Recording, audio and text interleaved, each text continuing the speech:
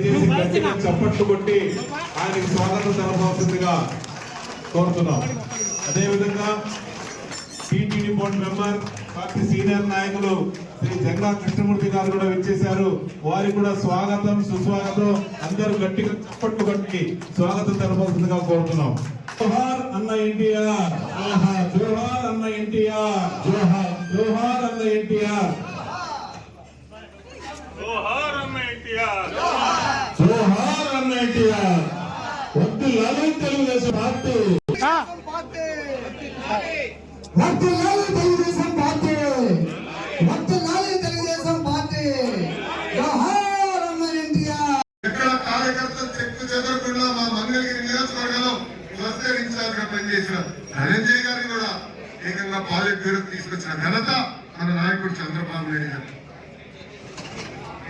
నిజం గడప దాటే లోపల అబద్ధం ప్రపంచం చుట్టూ తిరిగి వస్తుంది. ఈరోజు మనం చూస్తున్నాం ఆ సైకో పార్టీ క్షమించారు గొడ్డలి పార్టీ. ఆ గొడ్డలి పార్టీ ఎలాంటి కుట్రలు చేస్తున్నాయో మనందరం చూడాలి. మనందరం అప్రమత్తంగా ఉండాలి.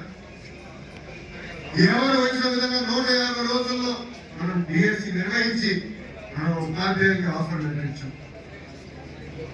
ఆ గొడ్డలి పార్టీ నాయకులు ఏకంగా 200 కేసులు మన పైన పెట్టారు. డిఎస్సి అడ్డుకోవాలని ప్రయత్నించారు, కానీ ఎక్కడా అది అడ్డుకోలేకపోయారు. అందుకే ఇప్పుడు కొత్త డ్రామా తీసుకొచ్చారు. అధ్యక్షుడు వెంకటేశ్వర గారు, మండల కన్వీనర్లు, అదేవిధంగా ఈ కార్యక్రమానికి ముఖ్య అతిథిగా విచ్చేసినటువంటి పెద్దలు, గౌరవనీయులు, మన శాసనసభ్యులు సీనియర్ నాయకులు ఎం శ్రీనివాసరావు గారు, పెద్దలు గౌరవనీయులు కాంతారావు గారు, ఇంకా అనేక మంది పెద్దలు, గ్రామ కమిటీకి సంబంధించి కానివ్వండి, వివిధ గ్రామాలకు ఇచ్చినటువంటి ట్రస్టులకు సంబంధించినటువంటి నాయకులు కానివ్వండి, మీ అందరికీ కూడా మొట్టమొదటి నా హృదయపూర్వక ధన్యవాదాలు తెలియజేస్తున్నాను. తెలుగుదేశం పార్టీ దాదాపుగా ఇది 44వ వసంత ఉత్సవాలు జరుపుకుంటున్నాం. ఈ యొక్క వసంత ఉత్సవాలకి ప్రధానంగా ఆలోచిస్తే తెలుగుదేశం పార్టీ మహానాడు అనగానే పశువు పండగ. ఎందుకంటే మేమంతా కూడా 85 నుంచి 96 వరకు మళ్ళా ఇప్పుడు ఈ సమావేశంలో నేను పాల్గొనడం జరిగింది. 85లో గండిపేటలో మహానాడు పెట్టినప్పుడు మేము అక్కడికి వెళ్తే తెల్ల చట్టాలు తీసేసి డ్రమ్ముకు సంబంధించినటువంటి రంగులు ఆవేసుకుని అప్పటిదాకా కూడా మన పశు సహకారిస్తూ లోపలికి వెళ్ళారు. అంటే క్రమశిక్షణకి మారు పేరు తెలుగుదేశం పార్టీ. తెలుగుదేశం పార్టీ అనేకమైనటువంటి ఒడిదుడుకులు ఎదుర్కొంది.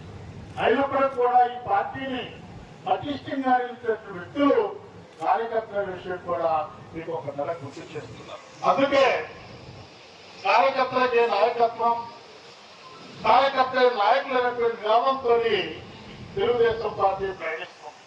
తెలుగుదేశం పార్టీ ఆవిర్భావమే ఒక ప్రధానమైనటువంటి పరిస్థితుల్లో తెలుగుదేశం పార్టీ ఏర్పాటు చేసింది. ఆ రోజున నగరంత భద్రశ్రీ ఎన్టీ రామారావు గారు ప్రజల దేవుళ్ళు, గ్రామాలలో దేవాలయాలు, అంతేకాకుండా తెలుగుదేశం ప్రజల యొక్క ఆత్మ గౌరవాన్ని కాపాడటంతో పాటు కూడా ఈ రాష్ట్రంలో ఉన్నటువంటి పేద వర్గాలకు సంబంధించి, బడుగు వర్గాలకు సంబంధించి వాళ్ళందరికీ కూడా న్యాయం చేయాలా, వారికి ఆర్థిక స్వరంలో తీసుకురావాలా, రాజకీయ అవకాశాలు ఇవ్వాలా, సామాజికంగా ఉన్నటువంటి ఇబ్బందులు తొలగించాలనేటువంటి మహత్తరమైనటువంటి ఆలోచనతో ఆ రోజున నందమూరి తారక రామారావు గారు, ఎన్టీ రామారావు గారు ఈ పార్టీని స్థాపించడం జరిగింది. మనం చూసారు, స్క్రీన్లో చూసినట్లయితే స్త్రీ గురించి చాలా చక్కగా మాట్లాడటం జరిగింది. ఎందుకంటే సృష్టికి మూలం మహిళ. మహిళ లేని సృష్టి లేదు.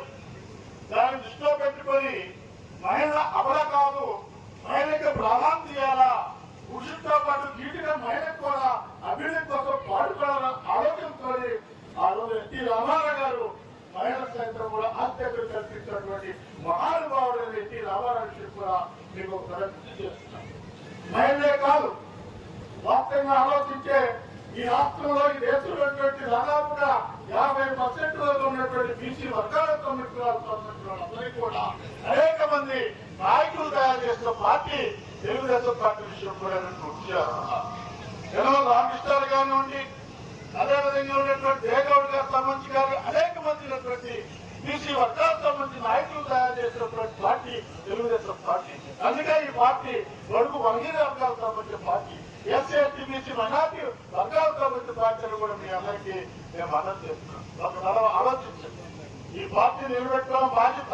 ఎందుకంటే రేపు లోకల్ బాడీస్ రాబోతున్నాయి. ప్రధానంగా లోకల్ బాడీస్ స్థానిక సంస్థలనేవి కూడా చాలా ప్రధానమైన ఘట్టం. గ్రామాల్లో అధికారం ఉండాలా, మండలాల్లో అధికారం ఉండాలా, మండలాల్లో గ్రామాల్లో అధికారం ఉన్నప్పుడు మాత్రమే ఇంకా పటిష్టంగా మన పార్టీకి సంబంధించినటువంటి అండదండతో నిర్మాణానికి కానివ్వండి, ఉన్నటువంటి ప్రజలకు కానివ్వండి సేవ చేయడానికి అవకాశం దృష్టిని కూడా మీకు గుర్తు చేస్తూ ఒక విషయాన్ని కూడా నేను ఎమ్మెల్యే గారి దృష్టికి తీసుకుంటున్నాను. ఎందుకంటే రిజర్వేషన్ సంబంధించి ఆలోచిస్తే ఎస్సీ ఎస్టీ బీసీ మైనార్టీ వర్గాలకు సంబంధించిన రిజర్వేషన్లు కానివ్వండి, ఓసీలకు సంబంధించిన రిజర్వేషన్లు కానివ్వండి ఒక పర్యాయమైన రిజర్వేషన్లు ఉన్నాయి. కానీ రిజర్వేషన్ అనేది నా ఉద్దేశంలో రెండు పర్యాలు కానీ 3 పర్యాలు ఉండాల్సిన ఆవశ్యకత ఉంది. ఎందుకంటే మనం చూస్తున్నాం, గ్రామాలకు సంబంధించిన సర్పంచ్ అయితే 5 సంవత్సరాల సంబంధించి ఉంటారు. కానీ 5 సంవత్సరాలకే పరిమితం అవుతారు. 5 సంవత్సరాలు 2 సంవత్సరాల పాటు కూడా మనం ఏం తెలుసుకునే పరిస్థితి కాదు. అంతేకాకుండా కూడా ఉన్నటువంటి మనం చీచేకరం కూడా చేయకుండా సర్పంచ్ గ్రామంలో 2-3 పెట్టుకునే పరిస్థితి కాదు.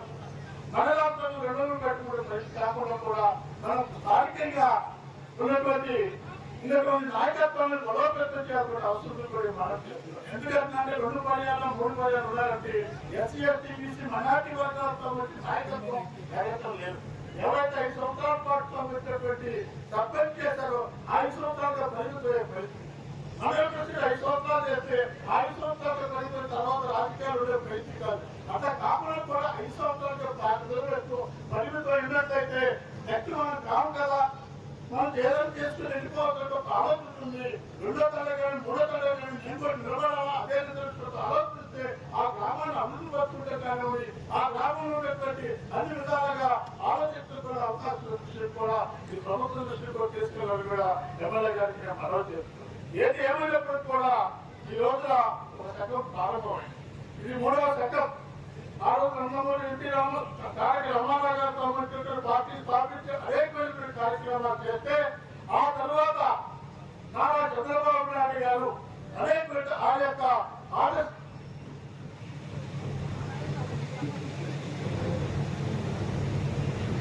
పార్టీకి సంబంధించి కానివ్వండి, ఆయన ఆలోచన విధానం సంబంధించి కానివ్వండి, అన్ని విధాలకు కూడా ఈ రోజున ఉన్నటువంటి రాష్ట్ర అభివృద్ధి కోసం పాటుపడుతుంది. అనేకమైన కార్యక్రమాలు చేయడం జరిగింది. 3వ తరం మనం చూసాం. లోకేష్ గారి ముందు మాట్లాడి మీరు చూసుంటారు. ఈ రాష్ట్రాన్ని అభివృద్ధి పరచుకోవాలా, ఈ రాష్ట్రాన్ని అనేక విధాలుగా ఇబ్బంది పడి ఆర్థిక సంక్షోభం ఉన్న రాష్ట్రం, రాజకీయంగా అనేక ఇబ్బందులు రాష్ట్రానికి సంబంధించి కూడా ఈ రాష్ట్రాన్ని ముందుకు తీసుకెళ్ళినప్పుడు ఆలోచనతో కూడా 3వ తరం సంబంధించిన లోకేష్ బాబు గారి నాయకత్వానికి కూడా మనందరం బలపడాల్సిన అవసరం ఉంది. ఆయన నాయకత్వం కింద తెలుగుదేశం పార్టీ తప్పనిసరి కూడా అభివృద్ధి చెందుతుంది. వాళ్ళకి కూడా రాబోయే ఎలక్షన్ లో చంద్రబాబు గారి నాయకత్వం కింద, లోకేష్ గారి నాయకత్వం కింద మరలా కూడా ఈ రాష్ట్రంలో తెలుగుదేశం పైన తెలుగుదేశం జెండా, తెలుగుదేశం బౌట ఎగరవేస్తారని ఆశిస్తూ నాకు అవకాశం ఇచ్చిన మీ అందరికీ కూడా నా హృదయపూర్వక ధన్యవాదాలు తెలియజేస్తూ సెలవు తీసుకుంటున్నాం. చంద్రబాబు నాయుడు గారు మాట్లాడతారు కాబట్టి మీ అందరికీ ఒకటే మనవి చేస్తున్నాను. వారి యొక్క ఆదేశాలను, వారి యొక్క సందేశాలను వినేంత వరకు కూడా రేపు వివాదంలో మనకు కూడా మీరు ఖండితంగా ఉండాలని. ఎందుకంటే పార్టీ యొక్క నిర్ణయాలు, పార్టీ యొక్క సిద్ధాంతాలు, పార్టీ యొక్క క్రమశిక్షణ ఏ విధంగా ఈ పార్టీలో ఒక కార్యకర్తగా మన బాధ్యతలు అనే విషయాలను చాలా స్పష్టంగా పెద్దలు మాట్లాడతారు కాబట్టి వారి యొక్క ప్రసంగాలు వినాలని కోరుతూ, ఈ పార్టీ అనేకమైనటువంటి ఒడిదులు చేస్తున్న పార్టీ తెలుగుదేశం పార్టీ. ఒడిదులతో పాటు కూడా దేశంలో, ప్రపంచంలోనే ఒక వినూతనమైనటువంటి క్రమంలో ప్రయాణిస్తూ ఈ రాష్ట్ర అభివృద్ధి కోసం పార్టీ తెలుగుదేశం పార్టీ. మన అధినాయకుడు చంద్రబాబు నాయుడు గారు మీకు తెలుసు, ఎక్కువ చెప్పని అవసరం లేదు, టైంలో లేదు కాబట్టి వారి యొక్క ఆలోచన విధానాలు వారికి సంబంధించి వారి యొక్క దీర్ఘకాలిక అనుభవాలు ఈ రాష్ట్రానికి అవసరం. అదేవిధంగా ఈరోజు నిన్ననే ప్రమాణ స్వీకారం చేసినటువంటి లోకేష్ గారు రాబోయేటటువంటి ఈ రాష్ట్ర భవిష్యత్తు దిక్సూచి రాబోయే కాలంలో కూడా ఈ రాష్ట్రాన్ని అన్ని విధాలుగా అభివృద్ధి క్రమంలో నిలబడం కోసం ప్రయాణం చేస్తున్నటువంటి లోకేష్ గారు కూడా మాట్లాడుతున్నారు. కాబట్టి వారి యొక్క సందేశాన్ని మీరు వినమని కూడా మీ అందరికీ మనం చేస్తున్నాం. ఈ 40 వార్డులు మనం గెలుచుకున్నట్లయితే చాలా ఫండ్స్ మనకు వస్తాయి. ఇప్పటికే 2 ఏళ్లలో చాలా బాగా వచ్చినాయి. ఇంకా మనకి ఫండ్స్ కూడా చాలా బాగా వస్తాయి. ఈ విధంగా మన అభివృద్ధి పదంలో ముందుకు వెళ్ళాలి. మున్సిపల్ ఎన్నికలు కానీ, మండల పరిషత్, జిల్లా పరిషత్ ఎన్నికలు కానీ, లాస్ట్లో పంచాయతీ ఎన్నికలు కానీ, ఈ స్థానిక సంస్థల ఎన్నికలన్నీ కూడా మనం గెలవటం ద్వారా మన అభివృద్ధిలో ముందుకు వెళ్ళాల్సిన సంగతి కూడా మీ అందరూ కూడా తెలియజేస్తున్నాం. అందుకే ఈరోజు కష్టపడ్డ కార్యకర్తలకి ఏ విధంగా మనం ఆర్థికంగా కానీ, రాజకీయంగా కానీ, సామాజికంగా కానీ చేయూతనివ్వాలో దాంట్లో చాలా వరకు చేశాం. ఇంకా కొంత చేయాల్సిన అవసరం ఉంది. దాన్ని కూడా మనం తప్పకుండా చేస్తాం. మీ అందరూ ఒకటే గుర్తుపెట్టుకోండి, ఇది మీ అందరూ బాధ్యత, మనందరి బాధ్యత. ఎన్నికలు వచ్చినప్పుడు కాకుండా రోజు ఒక 2 గంటలు మనం టైం కేటాయించి ఈ స్థానిక సంస్థలు మనం మనుషులుగా గెలుచుకున్నట్లయితే ఇది ఆ రిజల్ట్ కూడా మీకు ఎలా ఉంటుందో, దాని తర్వాత మీకు వచ్చే ఫండ్స్ కానీ, మీకు వచ్చే గౌరవం కానీ ఆ విధంగా మీరే చూస్తారని చెప్పి కూడా మీకు తెలియజేసుకుంటున్నారు. అందుకే ఈ మహానాడు ఒక వినూత్నమైన రీతిలో ఈరోజు జరుగుతూ ఉంది. కాబట్టి అన్ని 10 క్లస్టర్లు కూడా మేము కూడా వెళ్ళాల్సిన అవసరం ఉంది. కాబట్టి మీరందరూ ఇప్పుడు లోకేష్ గారి స్పీచ్ కూడా ఉంది. మేము వెళ్ళిన తర్వాత మీరు కూడా వెళ్ళొద్దు, దయచేసి ఉండండి. లంచ్ కూడా అరేంజ్ చేశారు. ఈ రోజు రేపు అందరూ కూడా పార్టిసిపేట్ చేయండి. ఇది మన ఇంట్లో పండుగ. తెలుగుదేశం పార్టీ అంటే మన ఇంట్లో పండుగ జరుపుకుంటే ఏ విధంగా ఉంటుందో, ఈ రాష్ట్ర రాజకీయ చరిత్రని మార్చిన ఒక అద్భుతమైన పార్టీ తెలుగుదేశం పార్టీ అన్న కూడా తెలియజేస్తా ఉన్నాను. దాని తర్వాత చంద్రబాబు నాయుడు గారు, ఇప్పుడు మన లోకేష్ బాబు గారు, మరి ఈ ముగ్గురు కూడా ఈ పార్టీని ఏ విధంగా మరి ఎన్టీ రామారావు గారు పార్టీ పెట్టడం, చంద్రబాబు నాయుడు గారు 40 సంవత్సరాలు ముందు తీసుకెళ్తాం, అదే ఇప్పుడు లోకేష్ బాబు గారు ఇంకో 40 సంవత్సరాల పార్టీని ముందు తీసుకెళ్తాం. ఇవన్నీ కూడా మనం చూస్తా ఉన్నాం. కాబట్టి ప్రతి ఒక్క కార్యకర్త ఈ పసుపు జెండాని మనం ఊపిరి ఉన్నంత వరకు కూడా భుజాలు వేసుకొని పోయాల్సిన అవసరం ఉందన్న సంగతి కూడా మీ అందరూ కూడా నేను తెలియజేసుకుంటూ మరొకసారి అందరికీ కూడా మహానాడు శుభాకాంక్షలు తెలియజేసుకుంటూ ఈ రోజు రేపు అందరూ కూడా పార్టిసిపేట్ చేయండి. హాజరు కూడా నమోదు చేయించుకోండి. దీని తర్వాత జూన్ 1st వీక్లో వార్డు వైజ్గా కూడా రివ్యూలు ఉంటాయి. ఆ సర్వే కూడా తెప్పించాం. ఆ సర్వే ప్రకారం మీతో మాట్లాడి వచ్చే ఎన్నికలకి, మున్సిపల్ ఎన్నికలకి మిమ్మల్ని సిద్ధం చేయడం జరుగుతుందని చెప్పి కూడా మీకు తెలియజేస్తున్నాను. నామినేషన్ వేసిన తర్వాత మీరు చేయగలిగింది ఏం లేదు. నామినేషన్తోనే మీకు గెలుపు ఖాయం కావాలి వాటిలో. అందుకని ఈ లోపే మీరు వర్కౌట్ చేయాలి. అది ఎలా చేయాలో కూడా మనం అసెంబ్లీ ఎన్నికల ముందు మనం ఏ వర్క్ చేశామో ఇదే వరకు ఇప్పుడు కూడా చేద్దామని నియోజకవర్గం మొత్తం అని చెప్పి కూడా తెలియజేసుకుంటూ ఇక్కడికి వచ్చేసిన మీ అందరికీ పేరు పేరున హృదయపూర్వక నమస్కారాలు, ధన్యవాదాలు తెలియజేస్తూ సెలవు తీసుకుంటాను. జై హింద్, జై తెలుగుదేశం, జోహార్ ఇండియా. రాష్ట్ర వ్యాప్తంగా కూడా ఒక రకంగా చూస్తే ప్రపంచవ్యాప్తంగా పసుపు సైనికులందరూ కూడా జరుపుకునే ఒక మహా పండుగ ఈ మహానాడు కార్యక్రమం. మనం అన్ననందమూరి తారక రామారావు గారు పెట్టిన ఈ పార్టీ ప్రతి సంవత్సరం కూడా నియోజకవర్గ మహానాడు, జిల్లా మహానాడు, అదేవిధంగా రాష్ట్ర స్థాయిలో మహానాడు కార్యక్రమం మనం ఎప్పుడు కూడా జరుపుకుంటున్నాం. కానీ ఈ రోజున్న ప్రత్యేకమైన పరిస్థితుల్లో ఈ మహానాడు యొక్క కొత్త తరహాలో క్లస్టర్ వైజ్గా కూడా జరుపుకునేదానికి మొట్టమొదటిసారిగా ఈరోజు మనం ఈ కార్యక్రమానికి నాంది పలికాం. ఈ కార్యక్రమంలో ఈరోజు ముఖ్య అతిథిగా పాల్గొన్న గౌరవనీయులు టీడీ బోర్డు మెంబర్ కృష్ణమూర్తి గారు, అదేవిధంగా పులికూరి కాంతారావు గారు, నాగరిక సభ ప్రైవేట్ కమిటీ చైర్మన్, అదేవిధంగా పవర్ పార్టీ అధ్యక్షులు చెన్నారావు గారు, అమీర్ అల్లి గారు, సీత గారు, నిర్మల గారికి కార్యక్రమానికి వచ్చేసిన మార్కెట్ యార్డ్ చైర్మన్ వీరస్వామి గారు, మిగతా పెద్దలందరూ, బాబావల్లి గారు. ఈ మే 27, 28 ప్రతి సంవత్సరం కూడా రేపు అన్నగారి జన్మదినం, అన్న నందమూరి తారక రామారావు గారు. 43 సంవత్సరాలు ఈ సుదీర్ఘమైన ప్రస్థానంలో ఎన్నో ఆటుపోట్లు ఎదుర్కొన్నా కానీ ఈ పార్టీని లేకుండా చేయాలని ఎంతమందో నాయకులు అనుకున్నా ఎవరు ఏం చేయలేని పరిస్థితిలో ఈ పార్టీని అన్న నందమూరి తారక రామారావు గారు ఆ రోజు పెట్టడం, దానిలో ఎంతోమంది బడుగు బలహీన వర్గాలు రాజకీయ ప్రస్థానంలో ఎన్నో మైలురాళ్లు దాటుకొని ముందుకెళ్లారు. ఈ పార్టీ పుట్టికే ఒక సంచలనం. పార్టీ పుట్టిన 9 నెలల కాలంలోనే పార్టీ అధికారంలోకి వచ్చింది. జాతీయ స్థాయిలో 84లో ఇందిరాగాంధీ చనిపోయినప్పుడు ప్రధాన ప్రతిపక్ష హోదా పార్లమెంట్లో ఉంది తెలుగుదేశం పార్టీ. 1924 మధ్య మనం చూసాం ఒక అరాచకమైన పరిపాలన, రాష్ట్రంలో వైసీపీ పరిపాలన. అక్కడి నుంచి మనం ఎంతమంది కార్యకర్తలను పోగొట్టుకున్నా అందరం కూడా కలిసికట్టుగా మరల మనం ఎన్డీఏ ప్రభుత్వాన్ని అధికారంలోకి తీసుకొచ్చాం 164 సీట్లతో. ఈ 2 సంవత్సరాల మన ప్రభుత్వ హయాంలో ఎన్నో అభివృద్ధి సంక్షేమ కార్యక్రమాలు, 5 సంవత్సరాలు నెరవేరే కాబట్టి అనేక రంగాలు, సాగునీటి రంగం కావచ్చు, రోడ్స్ కావచ్చు, బిల్డింగ్స్ కావచ్చు, పెన్షన్లు కావచ్చు, అన్ని విధాలుగా మనం కార్యక్రమాలు ముందుకు తీసుకెళ్ళాం. ముఖ్యంగా మన పిడుగురాళ్ళ పట్టణంలో మనం చూస్తే గత 5 సంవత్సరాలు లేదు చేయలేదు.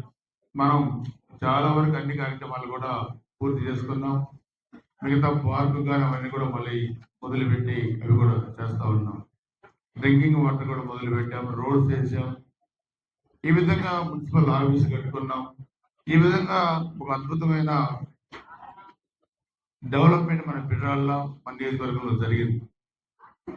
సో ఈరోజు మరలా వైసీపీ పార్టీ అవాకులు చవాకులు వేయడం, ముఖ్యమంత్రి గారి పట్ల జగన్మోహన్ రెడ్డి వ్యాఖ్యలు కానీ ఇవన్నీ కూడా చూస్తే అధికారం పోయిన అకస్తో ఇవన్నీ కూడా చేస్తున్నారు తప్పితే వేరే కాదన్న సంగతి కూడా మనం గుర్తుపెట్టుకోవాల్సిన అవసరం ఉంది. ఓడిపోయిన భాష మారలేదు, ఓడిపోయిన వ్యవహార శైలి మారలేదు వైసీపీలో. అందుకనే ఒక ఇబ్బందికరమైన పరిస్థితుల్లో వాళ్ళు ఉన్నారు. మనందరితో ఒకటి, ఈరోజు అమరావతి రాజధానిగా మనం కట్టుకుంటున్నాం. పోలవరం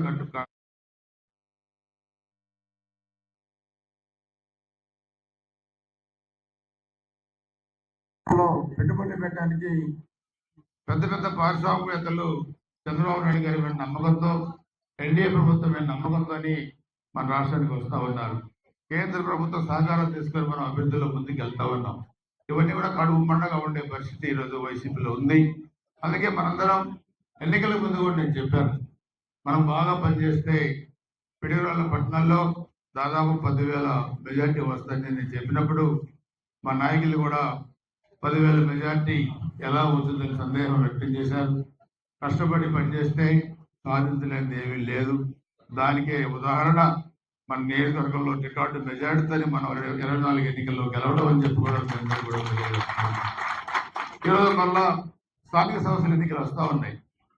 ఇక్కడ చూస్తే మన మున్సిపాలిటీలో 33 వార్డుల నుంచి 40 వార్డులకి ఇక్కడ మనం వార్డులు పెరిగినాయి.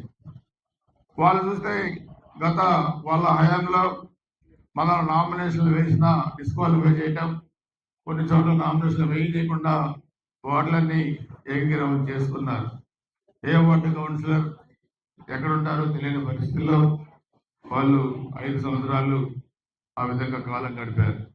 కానీ మనం ఇక్కడ చూడాల్సింది, మనం ఏం పనులు చేసే వార్డులలో ఇంకా చేయవలసినవి ఏమున్నాయి, ఇవన్నీ కూడా అభివృద్ధి పరంగా మనం ముందుకెళ్ళి ప్రజాస్వామ్య పద్ధతిలో 40కి 40 వార్డులు గెలవాలి ఎన్డీఏ తరఫున చెప్పి కూడా మీ అందరూ కూడా తెలియజేస్తున్నారు. మీరు చాలా మంది అనుకోవచ్చు, వాళ్ళు దౌర్జన్యం చేసి వన్ సైడ్గా గెలిచారు కదా, మమ్మల్ని కూడా ఆ విధంగానే మీరు దౌర్జన్యం చేసి కౌన్సిలర్లు చేయాలని చెప్పి. ఆ విధంగా చేయొద్దు. తెలుగుదేశం పార్టీ గుర్తుపెట్టుకోవాల్సిన అవసరం ఉంది.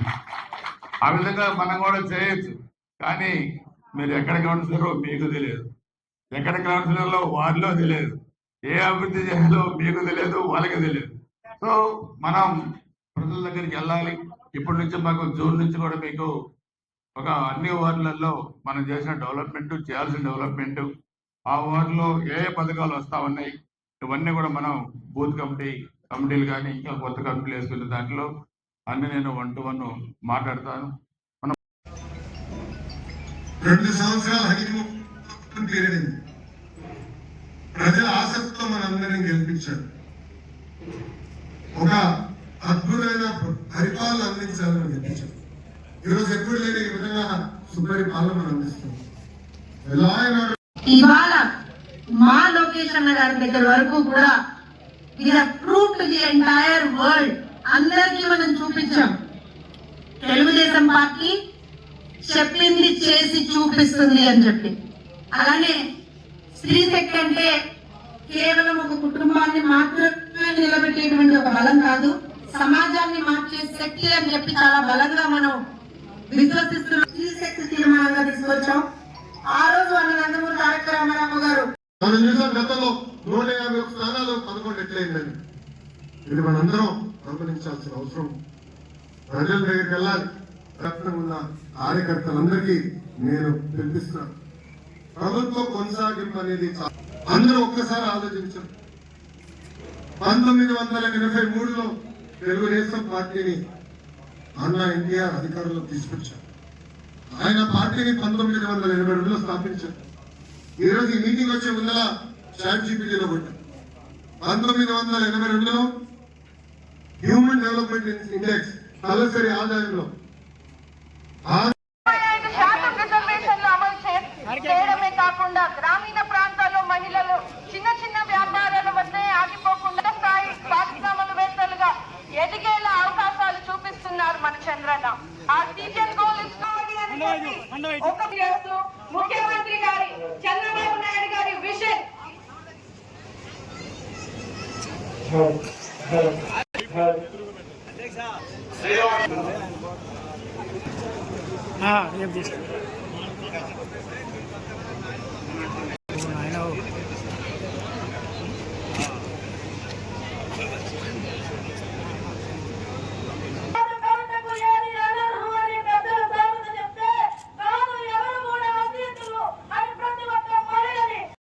జగన్మోహన్ రెడ్డి నేను అధికారంలోకి వస్తే సంపూర్ణ మద్యపాన నిషేధం చేస్తానని చెప్పి తన అవినీతి దాహం కోసం నాసిరకం మద్యాన్ని తీసుకువచ్చి 30,000 మంది మరణాలకి కారుకునైన దుర్మార్గుడు జగన్మోహన్ రెడ్డి. అమరావతి మహిళల పైన 1600 తప్పుడు కేసులు, 1600 మంది మహిళల పైన తప్పుడు కేసులు బనాయించాడు. 2024వ సంవత్సరం తెలుగుదేశం పార్టీ అంటేనే మహిళల భద్రతకి ఎప్పుడు కూడా వెనకడుగు వేయని పార్టీ. కాబట్టి చంద్రబాబు నాయుడు గారు అధికారంలోకి వచ్చాక రాష్ట్రంలో క్రైమ్ రేట్లు 6% దాడుల్లో పగడ్బందీ అయినటువంటి ఛార్జ్ షీట్లు వేసి నిందితులకి త్వరగా ప్రతి ఆంధ్రప్రదేశ్ లో ప్రతి మహిళ సురక్షితంగా గర్వంతో ఆత్మ గౌరవంతో తల ఎత్తుకుని జీవించేలాగా మనం బ్రతుకుతున్నాం. పార్టీ మహారాజ కార్యక్రమం ప్రతి సంవత్సరం కూడా మే 27, 28 మన పార్టీకి ఒక పండుగ వాతావరణం.